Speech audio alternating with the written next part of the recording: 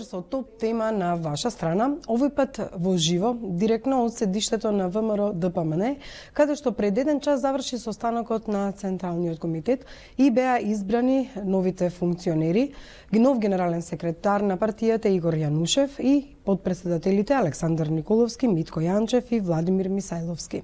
Во следниот час имаме интервју со председателот на оваа партија Христијан Мицкоски. Останете со нас, почнуваме веднаш по кусата пауза за реклама.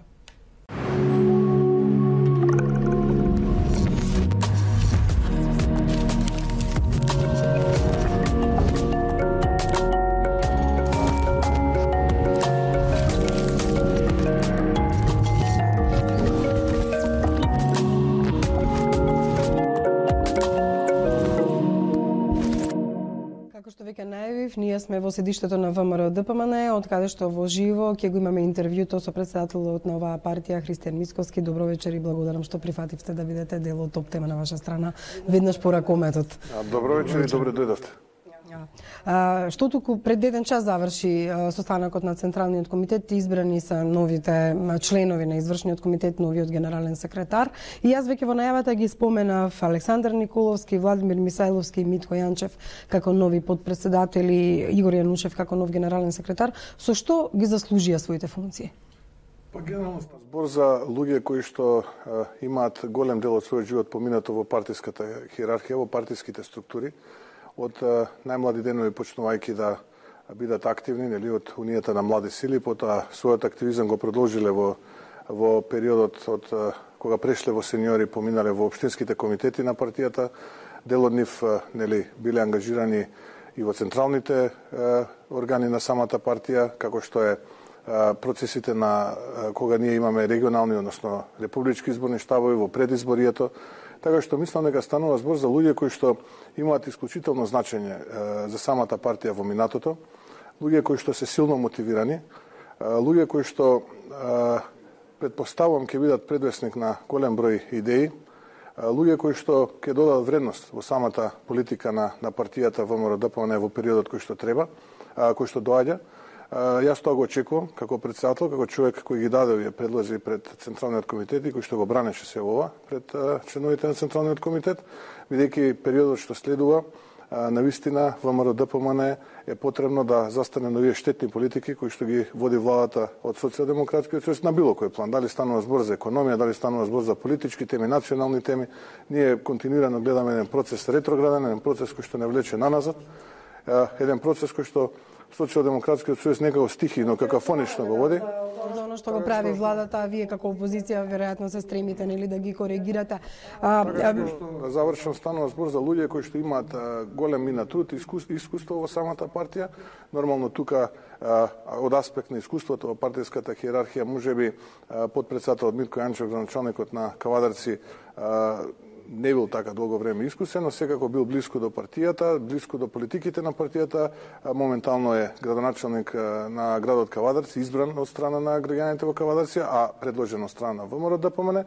Така што апсолутно очекуваме еден заокружен процес на целина која што во периодот кој што доаѓа само ќе допринесе со подобри предлози и идеи за да го зголемат квалитетот на живот на граѓаните и на Република Македонија во целост. Рековте со минат труд, меѓутоа еден од минатите трудови на Игор Јанушев можевме да ги слушнеме во бомбите. Кога се разговараше со Милена Киевски за изработка на лични карти 300 за изборите и беше Игор Јанушев човекот кој тоа требаше да го направи. Како ставивте генерален секретар со еден ваков багаж и нешто што целата јавност го слушна, која била неговата функција меѓу другото во партијата?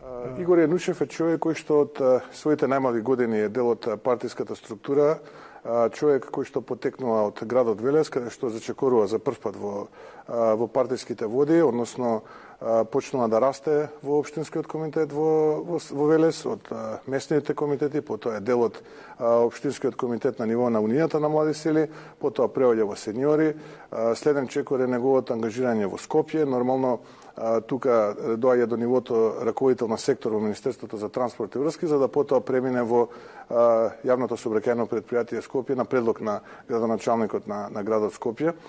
Воден од тие мотиви, а и искуството кој што го имам со господин Игор Јанушев, бидејќи од 2008 година до 2016 година континуирано соработуваме за време на регионалните изборни штабови, во републичкиот изборен штаб, можам да го изведам заклучокот дека тоа е навистина едно одлично решение за генерален секретар во овие прилично сериозни моменти за државата.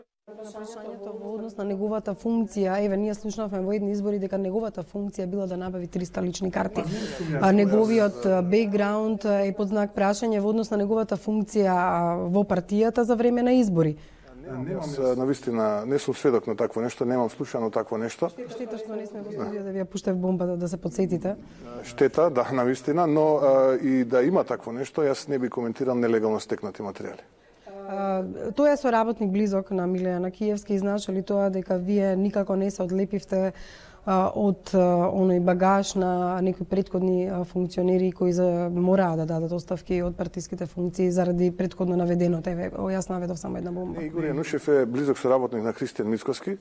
Игор Јанушев беше дел од тимот на Христијан Мицкоски во изборите од 2008 па до 2016 година, кога јас учествував и како представник во републичкиот изборен штаб и во регионалните изборни штабови.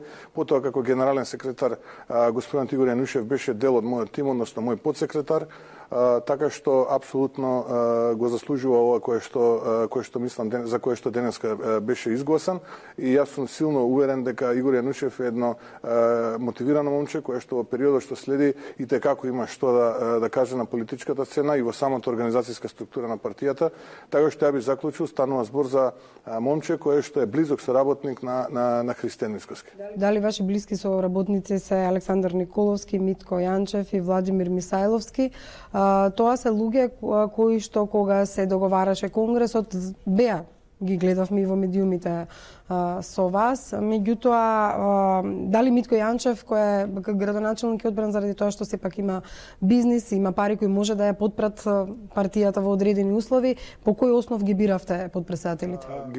Ги предложив по оние критериуми за кои што претходно, веќе на почетокот на нашето интервју ви говорев.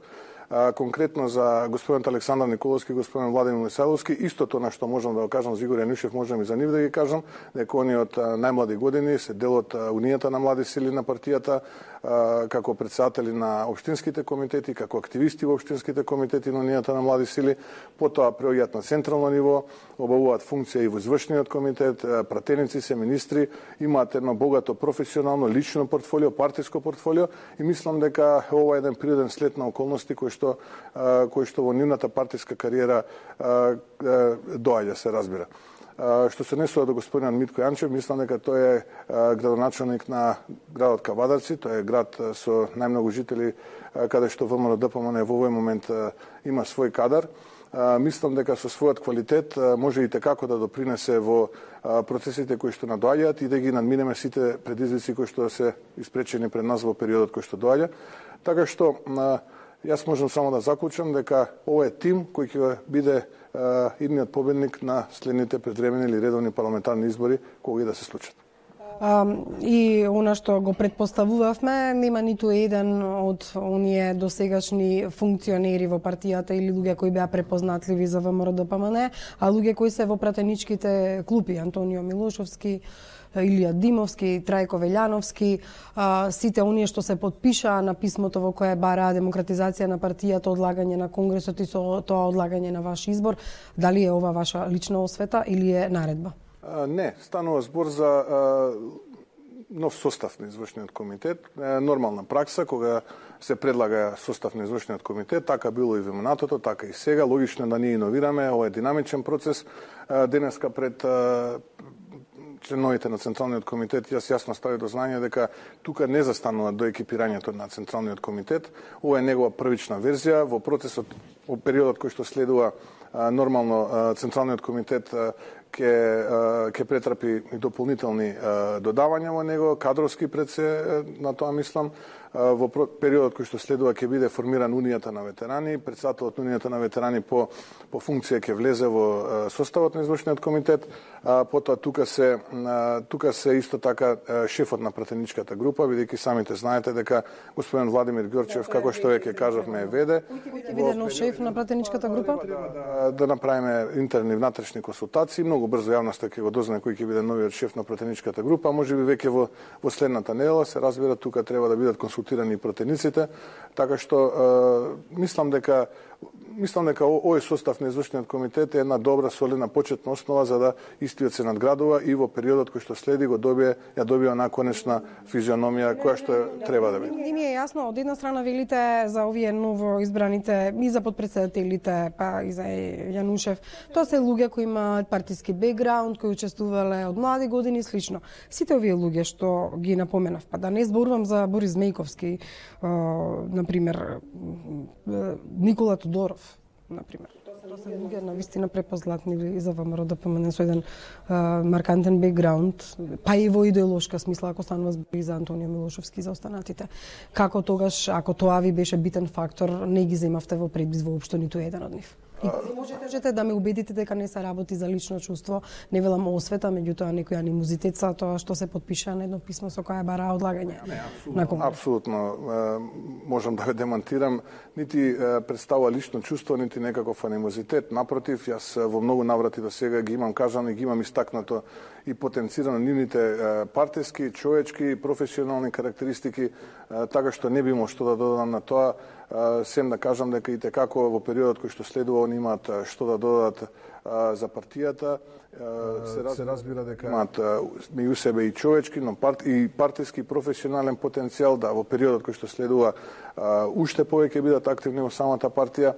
Моментално станува збор за луѓе кои што се пратеници, искусни пратеници во пратеничките групи. Очекуваме многу скоро да ги бранат интересите нели на граѓаните од кои што чии што интереси треба да ги застапуваат во рамките на собранието, да застанат на штетните политики на Социјалдемократскиот сојуз кој што ги води во изминатиот период.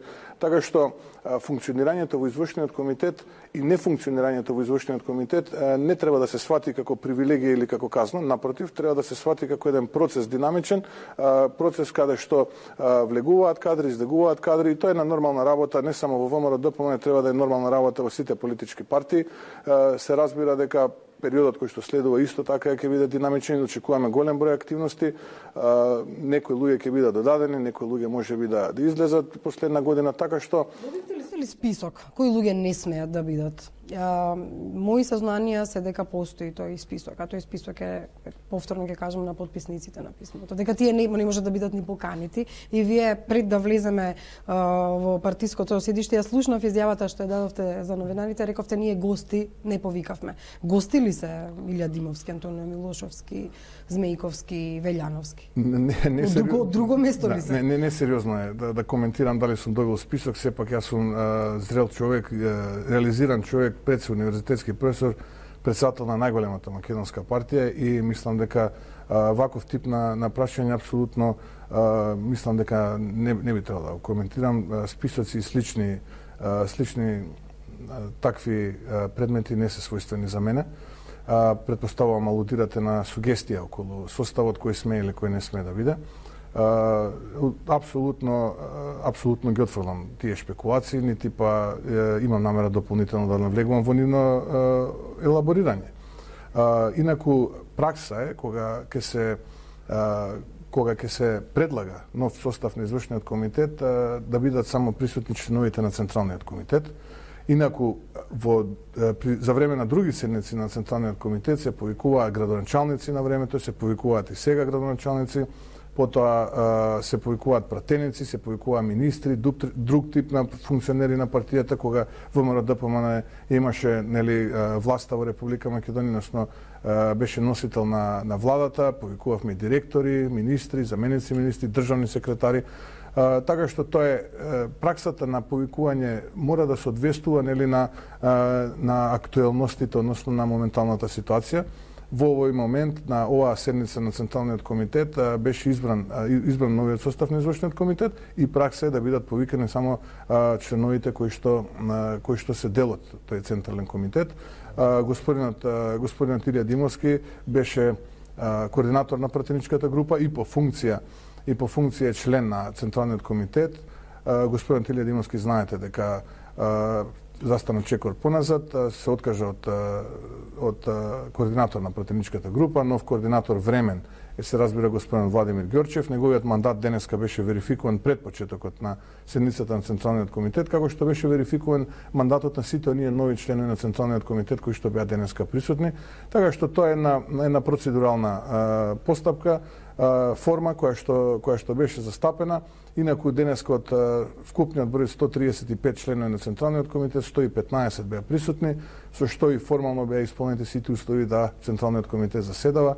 Едногласно беше освоен, се извинувам, еден глас беше против. Еден глас. Како се чувствувавте пред членовите на Централниот комитет во оваа сала, со оглед на тоа што тоа се членови на Централниот комитет, нели, кои што гласа и за вас за председател, меѓутоа тоа се луѓе кои останаа од времето кога претходно Груевски беше избран. И ние медиумите коментиравме дека Централниот комитет се состои од членови, од луѓе кои ги држи под контрола Груевски. Тоа значи дека и вас ве држи под контрола, ако ги држи нив под контрола? Не, таква аналогија е апсолутно погрешна. Станува збор за луѓе, индивидуи кои што самите си се себе своји луѓе и персони. Не станува збор за никакво држање на подконтрола. ВМРО-ДПМН има демократски капацитет, ВМРО-ДПМН е партија која што има голем демократски капацитет. Членови на Централниот комитет се номинирани од страна на Унијата на жени, од Унијата на млади сили, председатели на општинските комитети, други делегирани лица кои што претходно чии што мандати се верификувани. Така што прегрубо е да се каже контролира, навистина. Вие бегате цело време од зборот контрола, од писмо, дали ви патени слично. Ова ве прашувам заради целиот бекграунд и тежината што ја носите во однос на Конгресот, вашиот избор, сето она што беше и му претходеше на Конгресот, на што се жалеа дел од вашите против кандидати. Би сакал да зборувам за иднината.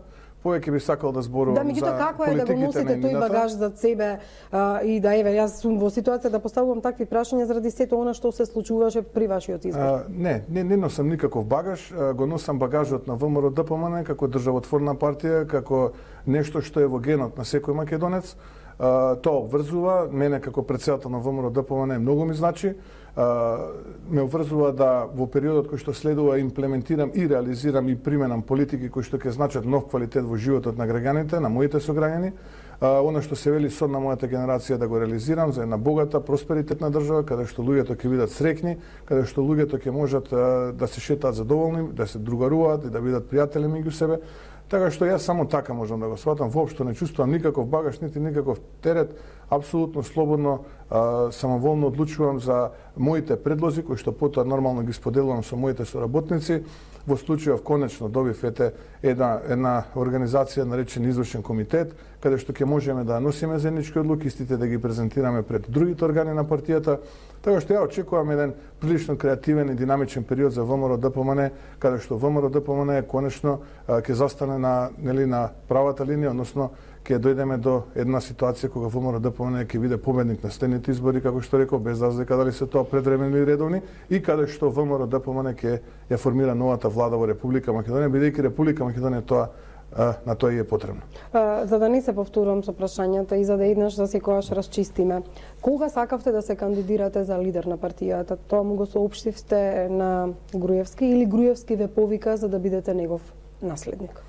Никој не ме повика, ме повика моите соработници, луѓето со кои што комуницирав изминатиот период во партиските активности.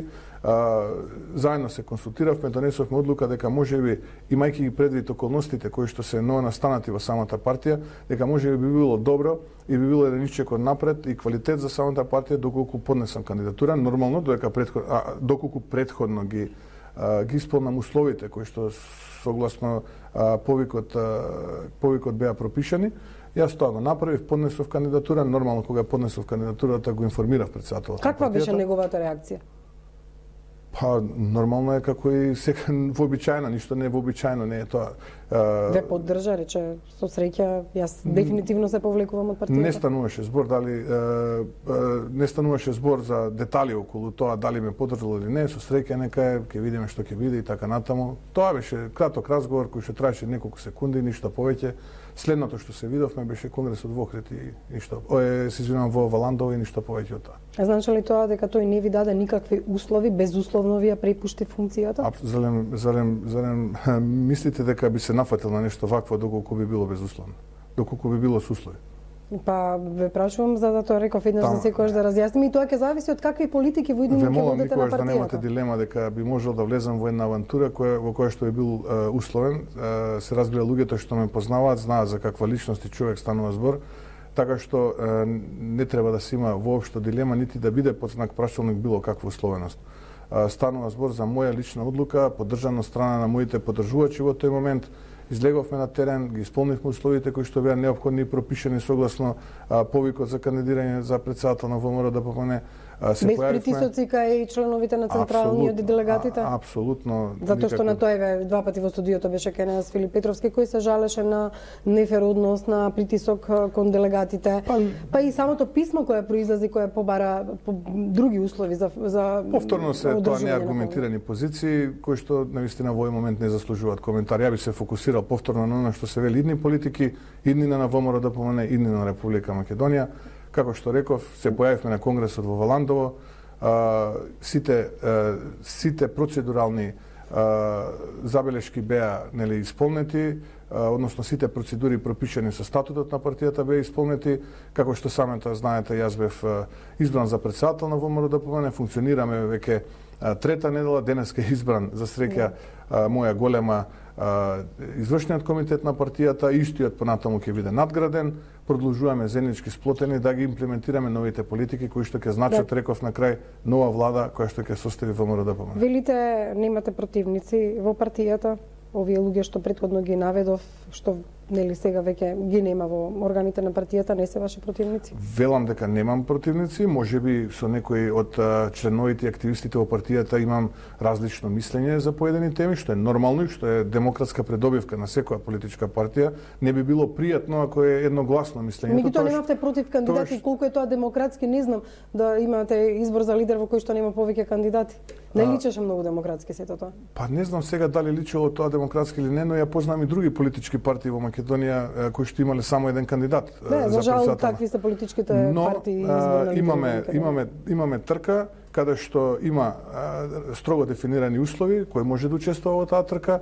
Во случајот јас и уште еден друг кандидат поднесовме апликација за претседателски кандидат на ВМРО ДПМН. За жал, тој другиот кандидат не ги беше исполнил условите кои што беа пропишани. Со тој документ останав сам. Како што знаете, резултатот излезе како што ќе ве потсетам на оно што го говоревте. Мојот противник е Социјалдемократскиот сојуз, а не поединци и помали групи во ВМРО ДПМН. Се трудам да наметам сосема нов начин на функционирање, едно силно темпо на работа. Ќе користам советот сите, ќе носиме одлука заедно, ви ветувам, ќе се борам со сета моја сила, знаење и умење за нашата заедничка идеја, нема да ве разочарам. Ова го кажавте на конгресот. Од друга страна пак, додека вие ова го говоревте, Никола Груевски имаше еден спротивен говор. Тој зборуваше дека се пожали на конгресот, цитирам: "Тешко ми паѓа кога преку ноќ ќе видам вакво однесување на мои блиски соработници, кои како и сите ние се наоѓаат под притисок. Кариерата ја започнав со нож во грб, ја завршувам со повеќе, и тоа не ножеви, туку ножиња." Ножевите и ножињата веќе ги нема во партијата, односно во органите, а од друга страна вие повикавте на единство. Па не знам конкретно што мислел господин Груевски, можеби е посоодветно него да го прашате што мислел со својот говор, а инаку да, ја ги повикав сите органи на единство, тоа ќе го покажеме во периодот што следува. Она за што се пожали вие како на дело да го спроведовте? Не знам, тоа може би ваше чувство, но се надевам дека во периодот кој што следува силно ќе ве демонтирам дека станува збор за партија која што има обединувачки карактер, силен демократски капацитет, партија која што има интенција да ги привлече сите истоместеници кои што сакаат да застанат рамо до рамо со политиките на ВМРО ДПМН, а да имаат еден легитимен политички противник, а тоа е Социјалдемократскиот сојуз, како што на Македонија, како што впрочем и го кажав тоа за време на конгресот во Валандо. Како ќе комуницирате со претениците, на пример Илија Димовски и претседател на Комисијата за избори и именувања? Комисијата за надзор над работата на Управата за безбедност и контраразузнавање ја води Трајко Велјановски. Сепак се битни во парламентот и се знае дека пратеничките групи се во корелација со одлуките на органите на партијата и политиката на партијата. Дали имате намера да ги повикате на состанок, дали имате намера да искомуницирате, дали воопшто комуницирате со нив, оти е неприродно лидер на партија да не комуницира со пратеници? Апсолутно точно, не е неприродно кога не би комуницирал лидерот на партијата со пратениците, поготоа кога е во опозиција, бидејќи единствена алатка за борба во моментот се пратениците и пратеничката група. Точно, тоа сте во право, но морам да ве демонтирам, изминатиот период ние имавме најмалку 6 или 7, изминативе 3 недели имавме најмалку 6 или 7 заеднички состаноци, координации, што тука во седиштето на ВМРО ДПМН, што во собранието за време на обраќањето на претседателот Иванов, кога беше. Комуникацијата е апсолутно двонасочна, дискутираме на различни теми, аргументираме, презентираме факти, заеднички униформно ги носиме одлуките како пратеничка група, јас како претседател во овој момент, бидејќи нема все уште формирано извршен комитет, односно останати тела на партијата, така што можам да заклучам дека изминатиот период соработката беше на едно завидно високо ниво. Кога последен пат се слушнале со Антонио Милушевски, Илија Димовски, Трајко Велјановски? Па се видовме веднаш после божикните празници тука во централата на партијата, значи тоа беше во вторникот или ако можам да заклучам пред 3 дена. Значи не би функционирала исклучиво со координаторот, туку велите дека ќе апсолутно сум присутен на сите состаноци, така и ќе продолжам и во координациите што доаѓаат таму работа. Добро, во однос на промената на статутот на партијата. Од една страна ги вративте подпредседателите, тоа што го немаше Груевски. Факт е, верувам дека не се плашите од конкуренција со тоа, може би покажувате доблес дека не мора да доминирате и секогаш вие да бидете лицето на партијата.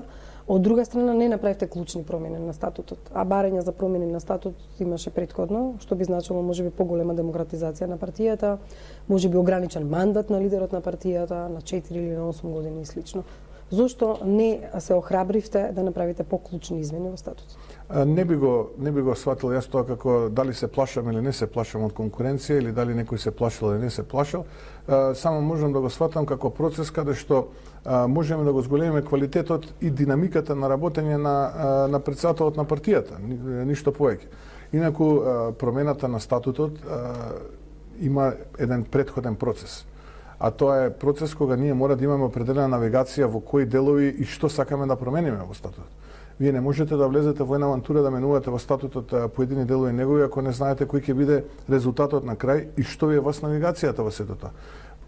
Имено поради тоа ние во изминатиот период успеавме да добиеме статути на неколку наши сестрински партии, Германија, Франција, Австрија, од соседството Хрватска, Словенија, соседна Србија и Бугарија, уште неколку други статути.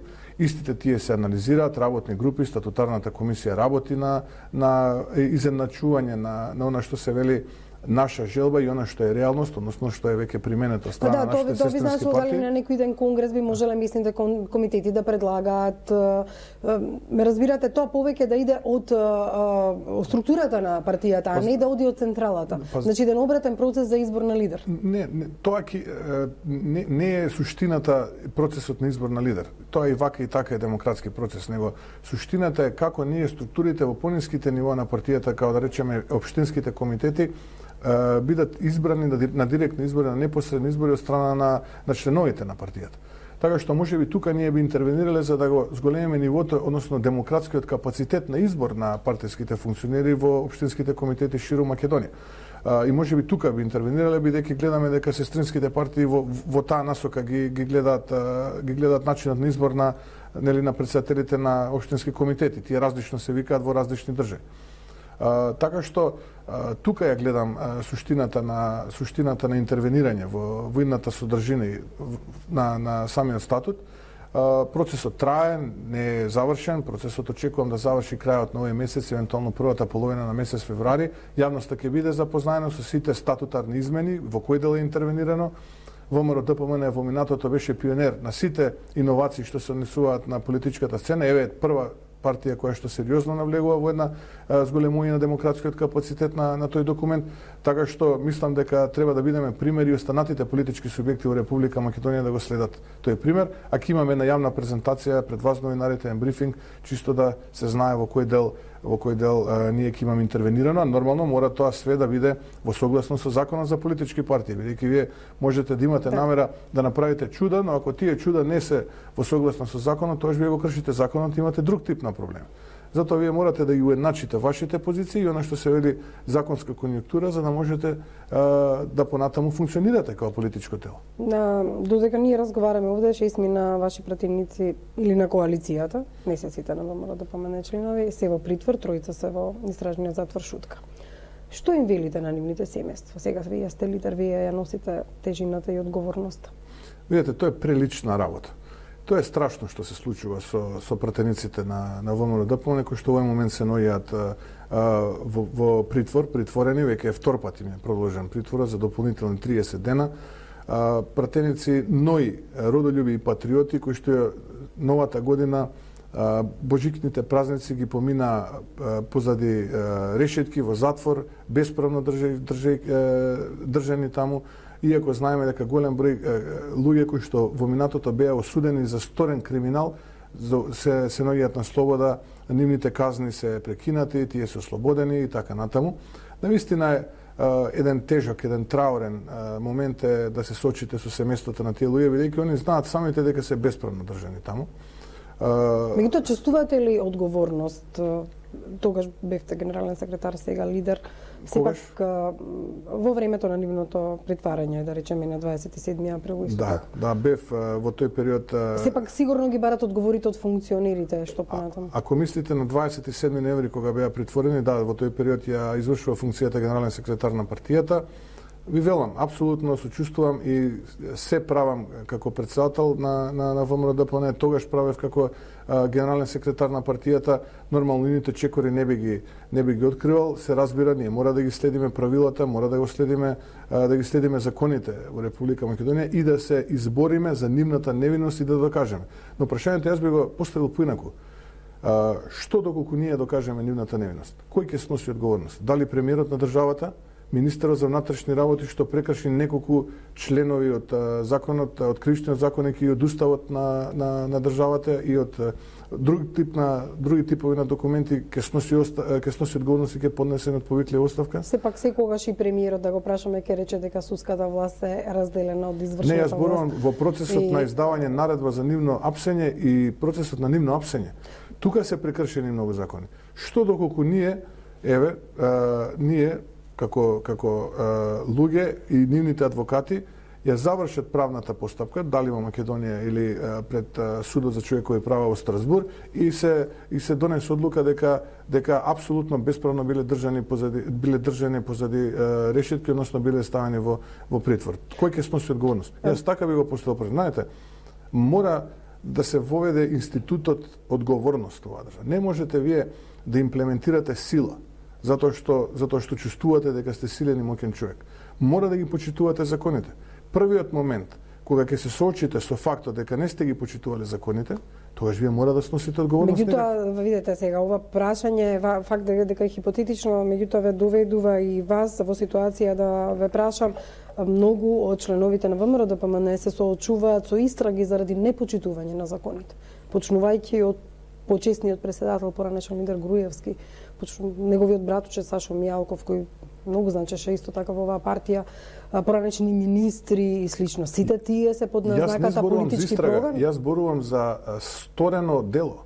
Јас зборувам за бесправно лишување од слобода на пратеници, на членови на највисокиот законодавен дом во Република Македонија. Да, тука имаше дискусија. Да. Факт е дека тоа беше дискутабилно прашање. Ама не е дискутабилно. Видете, многу прецизно омбудсманот, народниот правобранител го локализираше проблемот. Го лоцираше проблемот и ги лоцираше сите оние прекршувања на законот. И вие сте глувонеми на сето тоа? Напротив, манифестирате ароганција јавно и велите дека сте ги спочитувале законите.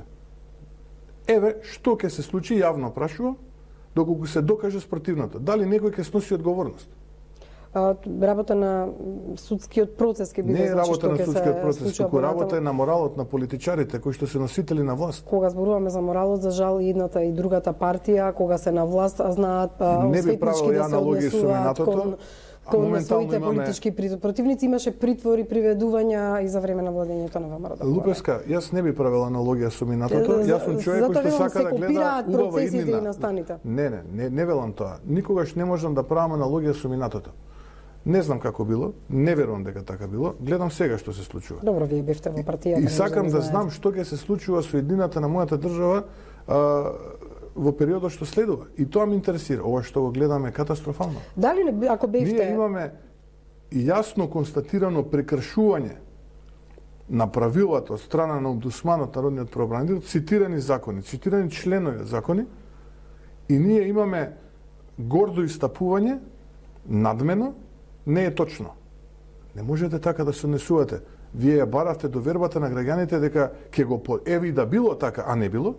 Вие баравте до вербата на граѓаните дека вие ќе го подобрите тоа функционирање и дека ќе имплементирате нови пракси, нови методи, да не се повторуваат лошите работи. Ме интересира на два... А не само што ги повторувате, него ги усовршувате и станувате посуров. Дали ако бевте лидер ќе се случеше 27 април? Едно е да се носи политичка одлука да се запоседне собранието. Дали знаевте за маскираните? Дали знаевте за дека може да се случи насилство? Дали знаевте дека има сценарио кое што излегува од контрола на политичката одлука на ВМРО-ДПМН? Зашто ако било политичка одлука на ВМРО-ДПМН да се запоседне парламентот за да се издействуваат одредени проговори, било за широка коалиција или за нешто друго да се протестира, дали вие знаевте дека таму ќе влезат маскирани луѓе? Дали знаевте дека пратеници ќе отвараат врати и дека може да дојде до овој степен на насилство? Самите рековте ако, тоа подразбира дека не е точна таа претпоставка. Ја не знам зашто воопшто станува збор за ВМРО-ДПМН, стратегија и така натаму, и самите рековте ако. Јас во тој период бев дел од извршниот комитет на партијата и извршува функцијата генерален директор на АДЛМ. Денови марширав со тие луѓе од Институтот Зеничка Македонија во тој период, така што апсолутно го негирам ова ваше ако, дека знакот на равенство е за ВМРО-ДПМН. Тоа што се случи, јас сум го коментирал, сум дал изјава во многу наврати, тоа е реакција на една акција која што се случуваше во тој момент. Знаете, кога си играте со чувствата на луѓето, тогаш можете се што да една е реакцијата на луѓето и реакцијата на луѓето што протестира, друго е она што се случи. Знаевте ли дека ќе упаднат маскирани?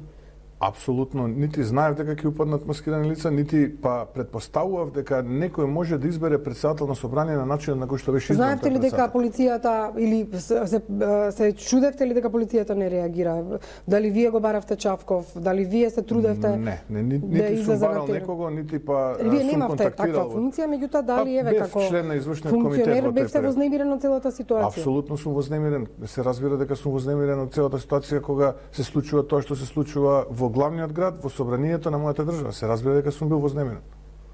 Продолжуваме со интервјуто веднаш по рекламите. Останете со нас. Со вториот дел од интервјуто со лидерот на ВМРО-ДПМН Христијан Мицковски овде во седиштето на партијата. Господине Мицковски, дали во целост се согласувате со политиката што ја водеше вашиот претходник Груевски? Знаете, сите оние позитивни пракси и примери кои што беа дел од минатото, односно од политиките на ВМРО-ДПМН, само ќе ги продолжам. Сето она за кое што мислев дека е погрешно, сум го аргументирал и сум кажал зашто е погрешно.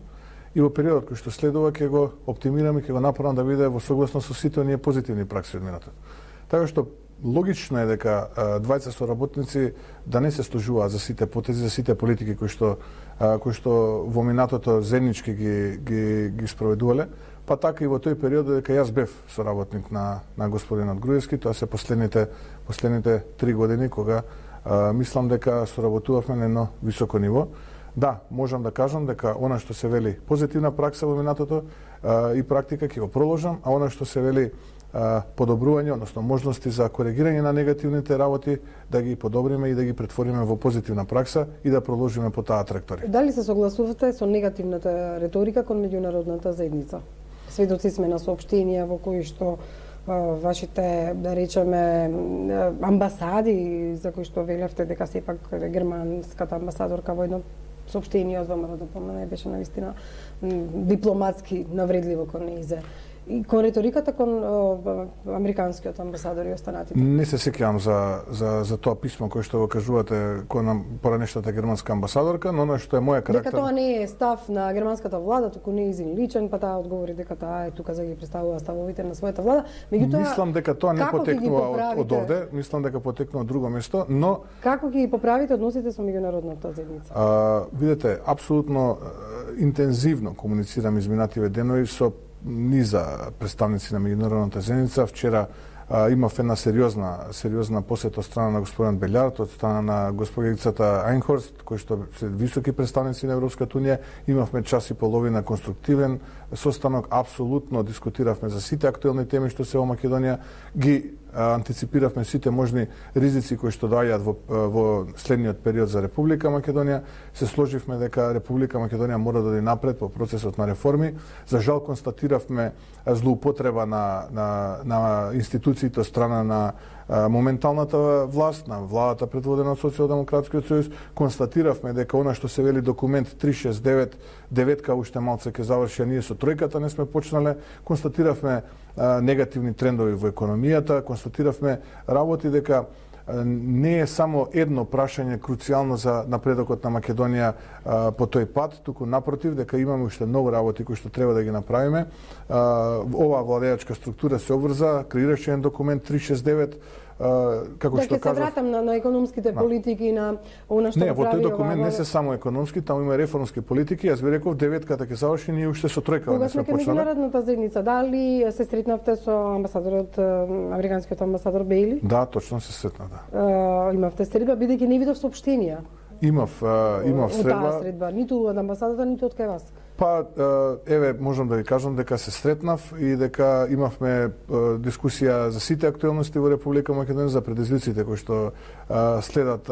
Зошто тајновито тогаш ја направите оваа средба, медиумите не дознаа за нејзин? Ако лично сте се сретнали? Па видете, не сме ја објавиле, можеби ќе треба да продискутирате и со амбасадорот Бели. Јас од моја страна ви потврдувам дека имавме таква средба, имавме интересна дискусија, разговаравме за многу актуелни теми, разговаравме за сите овие, повторно ќе кажам, злоупотреби од страна на владата предводена од Социјалдемократскиот сојуз и политичарите во таа влада, така што секогаш можете вие да се надополните со секој човек, па така и со амбасадорот Бели. Имав средба и со амбасадорот Герет, имав средба и со италијанскиот амбасадор. Со Жбогар не сте имале со оглед на тоа што рековте дека представници на... Не, господинот евроамбасадорот Жбогар беше вчера за време на посетата на високата делегација од Европската унија, но завчера, пред 2 дена, имав презентација од прилика 2 часа, 2,5 часа во седиштето на Европската унија тука во Скопје, каде што беа присутни најголемиот дел од амбасадорите на земјите членки на Европската унија,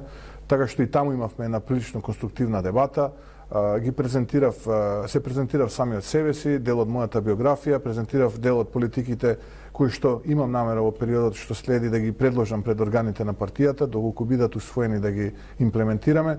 Така што имам една прилично динамична агенда изминатиот период, исто така имам прилично динамична агенда во периодот кој што следува, посета на неколку европски метрополи, патување во Соединетите Американски држави, така што од аспект на односите со меѓународната заедница не би може што да додадам, сем она да кажам дека меѓународната заедница е партнер за Република Македонија, била е и ќе остане, и ВМРО ДПМН единствен свој партнер гледа во Европската унија и НАТО. Тоа значи дека не бегате од курсот за... Не само што не бегаме, него напротив, ние треба да додадеме вредност.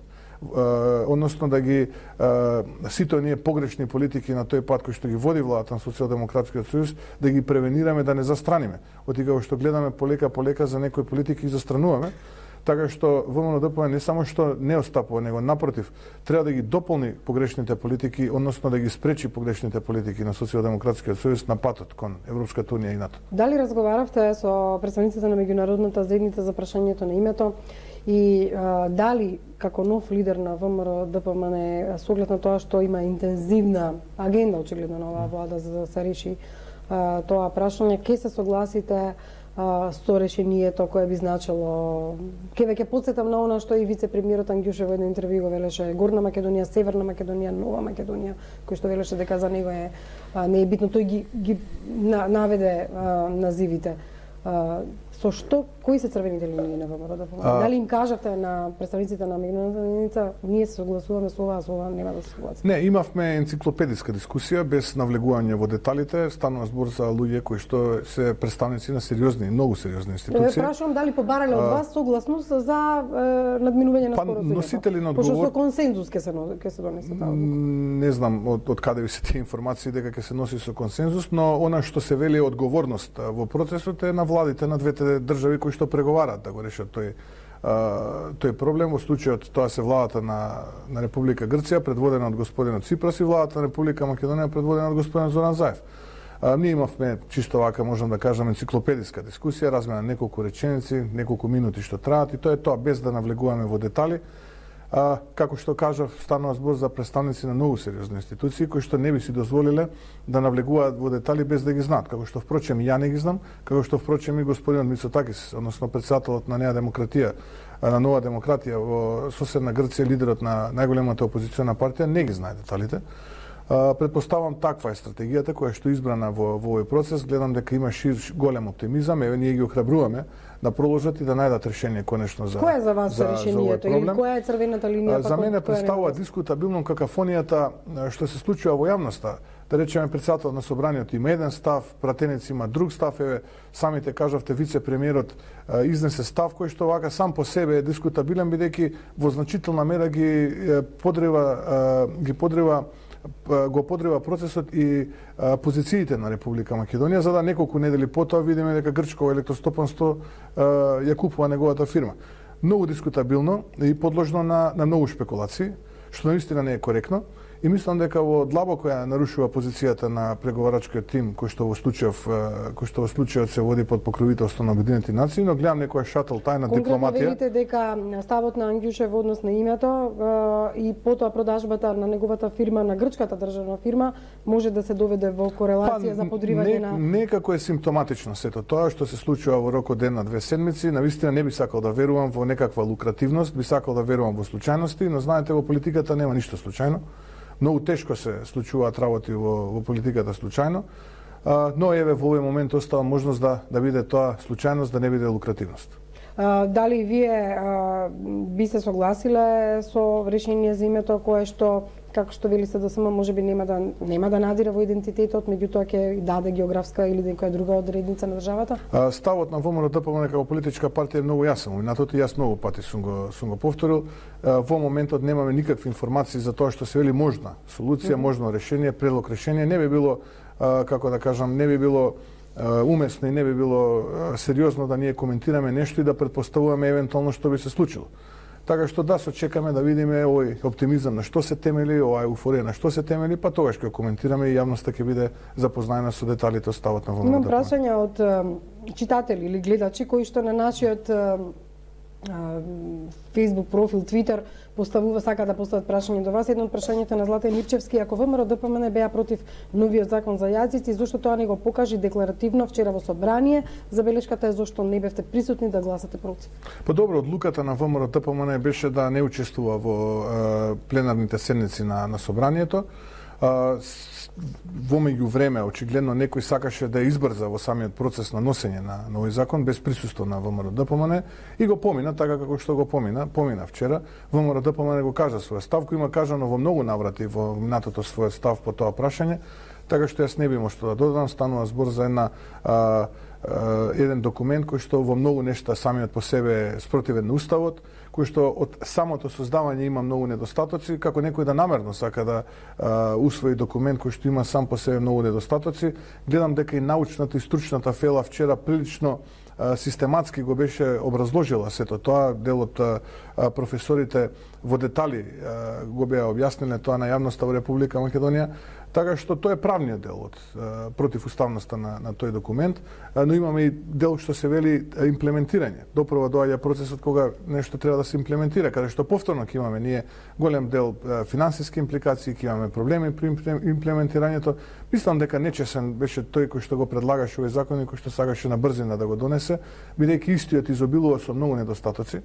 Доколку се сакаше квалитетен документ, квалитетно решение, требаше се седне повеќе време да му се посвети да биде тој поквалитетен. Вага како што е, навистина за мене не представува една заокружена квалитетна целина, напротив, представува една целина со многу недостатоци сам по себе. Да не го забораваме и прашањето на известен Ристо кој вели дека ако има референдум за името дали ќе гласате за или против промена на уставното име?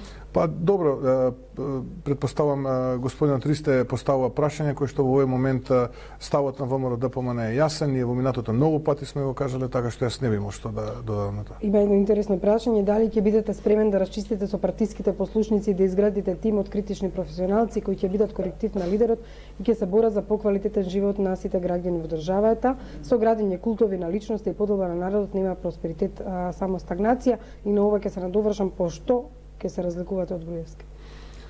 Времето може само да покаже, бидејќи кога некој аналитичар би анализирал разлика во политиките и начинот на несување помеѓу председатели, потребно е време. Се разбира, станува збор за председател кој што 14,5 години бил дел од председателското место во ВМРО ДПМН, јас сум само неколку недели.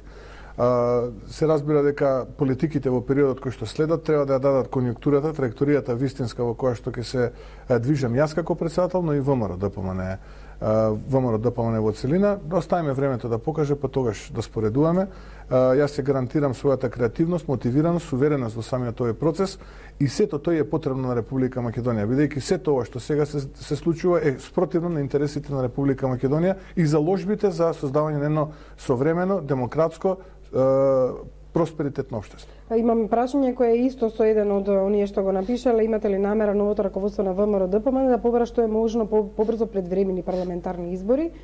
Вели државата не се брани со кабинетски констатации и соопштенија до јавноста. Од друга страна, ова прашање ми се наметнува дали би побарали избори заедно со председателските избори. На почетокот уште кажавте дека сте некако ми личите многу самоуверени дека за краток период ќе консолидирате партијата и покрај сите овие условно речено фракции и дека ќе можете да излезете на избори. Да, јас сум силно мотивиран, оптимист сум по природа.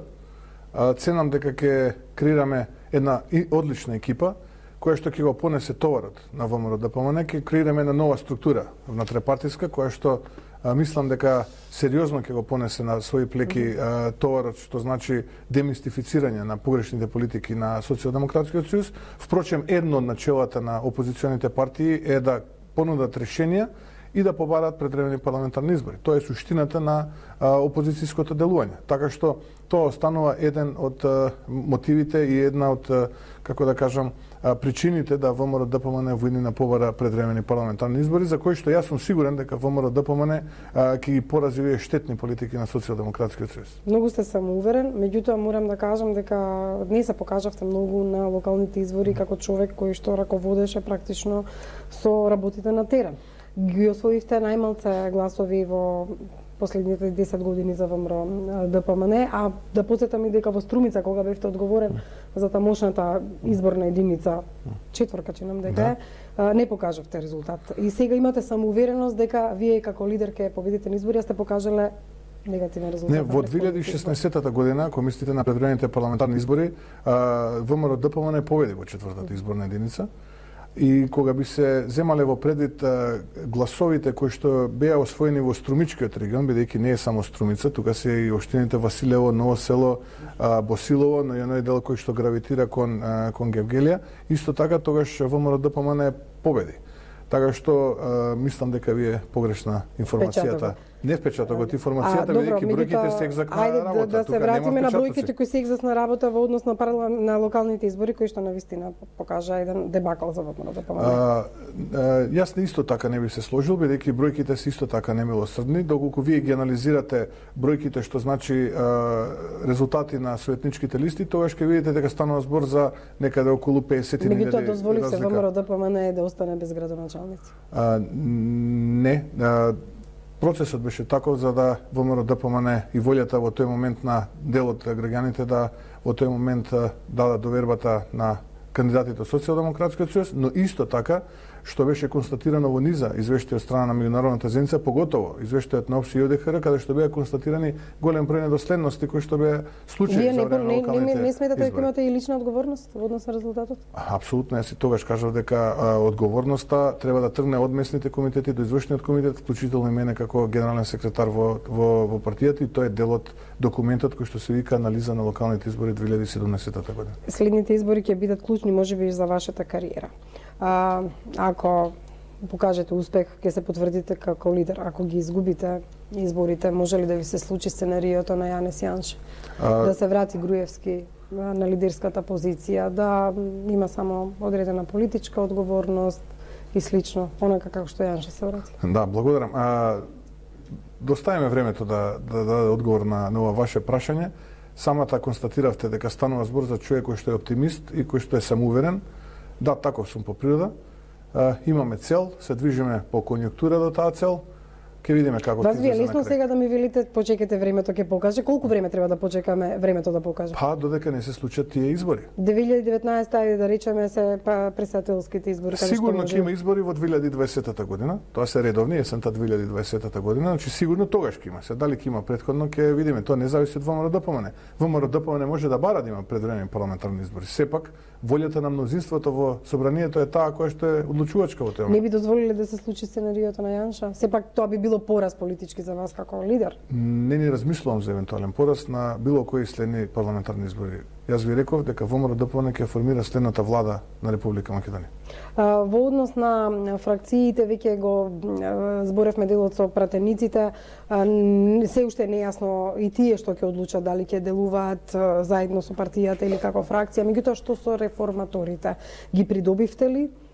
Ставивте нивни представник во извршниот комитет и со тоа ги закупавте војните секири на некој начин? Да, ние мислам не станува збор за откопани или закопани војни секири, станува збор за диалог помеѓу иницијативата и ВМРО ДПМН околу статутарните измени, односно демократизирање на статутот што се вели на партијата. Тоа беше нивна цел во тој момент. Најдовме заеднички јазик, функционираме сега за сега во рамките на тој диалог. Ќе видиме дали нашата идна соработка ќе биде на едно повисоко ниво. Така што во овој момент мислам дека сите иницијативи, сите структури кои што припаѓаат на ВМРО ДПМН природно по своите политики, по своите ставови треба да бидат во кутијата заедно со ВМРО ДПМН, и ние како одговорно раководство треба да направиме све што е во наша моќ да тие истите ги препознаеме и ги навлечеме кон нас. Едно нив е и таа иницијатива. Една од грешките можеби на партијата беше односот кон меѓународната заедница. Меѓутоа, она што исто така не успеавте и ја сменивте политиката која што му направивте услуга на СДСМ беше риториката кон албанците, што ја имавте пред изборите и која што покажа дека во Македонија не е време за такво нешто. Избравте нови органи на партијата, не гледам ниту еден албанец во нив, очигледно не е лесно да се придобие довербата од албанците. Како тоа ќе го направите? Да, мотивот за предлогот на луѓето во извршниот комитет јас веќе ви го кажав на почетокот на емисијата и апсолутно не би сакал да го повторувам истиот. Инаку ние во самата структура на партијата имаме во комисиите партиски луѓе кои што се дел од албанскиот етникум. Впрочем, вториот човек на листата на советници за градот Скопје е албанец, со што ние не само што сме отворени, него напротив туку афирмативно сакаме да ја покажеме нашата отвореност кон сите етникуми во Република Македонија, не само кон албанците и кон останатите. Го одбра начинот и победничкиот клуч, таа реторика, сето она што оваа партија го вети за албанците и го исполнува, практично им носеше гласови на парламентарните избори, а партнерство запечатено со ДУИ, она што вие го правите со ДУИ, како партија сега тие го правите. Да, тоа е нивен тип на политика, но да ве потсетам, на парламентарните избори ни загубија со 20.000 разлика и некаде околу 2%. Ама вие не формиравте влада? Тоа е веќе тука е вашиот политички процес. пораз. Ние зборуваме сега за начинот кон доближување кон албанскиот Да, како вие тоа ќе го направите? Можете ли да кажете по што ќе се разликувате од реториката на Груевски? Па не станува збор тука за реторика, станува збор за политика. Политиката која што ја планирам да ја презентирам повторно, ќе кажам, пред органите на партијата и доколку тие усвојат да ја презентираме пред органите на Република Македонија, ќе се темели, ќе биде базирана на фер односи, односно без разлика од каков етникум, ние треба да имаме едно исто општество, еднакво за сите, општество кое што ќе нуди шанса за секого, општество кое ќе нуди подобар живот за секого и општество кое што ќе ги решава наместо да ги продлабочува јазовите помеѓу луѓето. Многу брзо ќе имаме конкретни позиции, конкретни ставови поврзани со овие прашања, така што јас очекувам сериозна поддршка, имајќи ја предвид мојата активност која што изминатиот период, сите пораки кои што ги добивам, исто така на голем дел од представници на албанскиот етникум, ја имам многу пријатели кои што се дел од тој албански етникум. Мислам дека ВМРО ДПМН како и секогаш во минатото, така и во иднината е важно да го задржи својот чесен однос во својата понуда без никакви лукративни цели. Тоа што се вели лукративност е одлика на нашите политички опоненти. Што е вашата, рековте 369 планот, ги нема сите бројки, почетокот и крајот. Ние немаме многу време за да ги дискутираме сите политики на оваа влада, меѓутоа што според вас е она што клучно СДСМ не го прави за да ја го потврди своето владење? Едно чудо, десетици, стотици ветувања за време на предизборието, за време на предвремените парламентарни избори. Ветувања беа 500 евра просек плата до 1000 евра во секое семејство, двајца вработени, до едно чудо реформи во економијата и така натаму. Што добиваме? Добивме нова 500 милионска евро врзница денеска и нови 70 на милиони евра долгови од почетокот на годината до сега. Добивме дупка во буџетот која што е од прилика околу 100 до 150 на милиони евра, бидејќи проектираниот дефицит на крајот, проектираниот раст на бруто домашниот производ со ребалансот беше 2,2, па на 1,6, гледаме дека нема да биде ни повеќе од 0,5. Гледаме дека многу тешко може да се реализира проектираниот раст на бруто домашниот производ за следнава, тоа е за оваја 2018 година.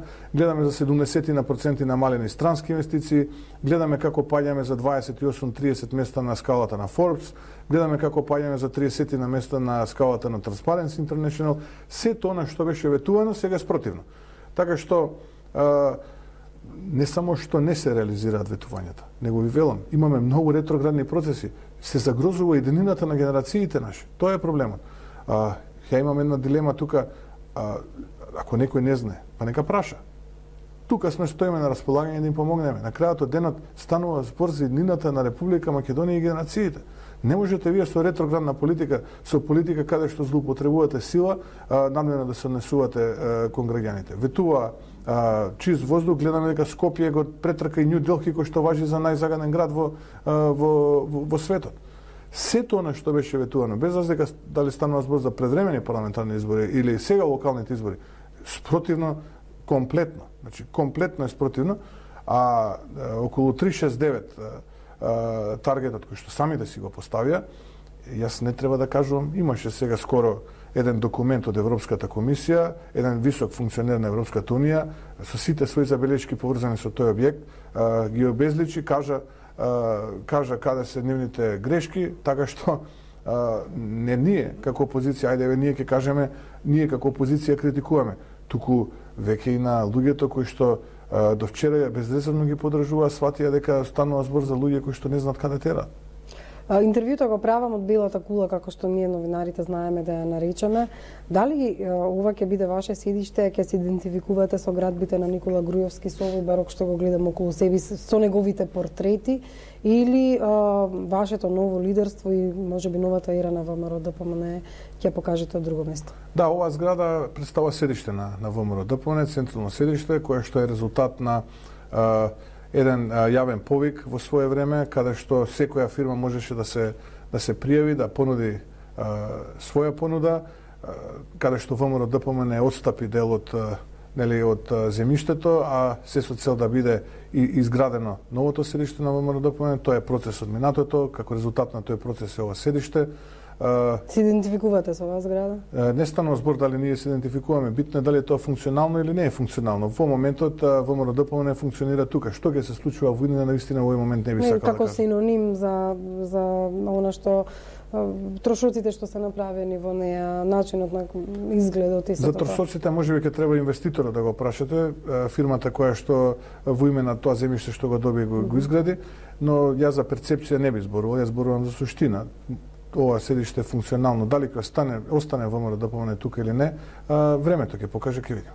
Господине Мицковски, ви благодарам за ова интервју во топ тема на ваша страна и ете, времето ќе покаже дали сето ова што сме го разговарале ќе биде така или ќе во некој следно интервју можеби ќе ве потсетам на зборовите што сега ги кажавте. Ви благодарам што бевте денеска во седиштето на ВМРО-ДПМНЕ и што имавме можноста да го снимиме ова интервју. Благодарам.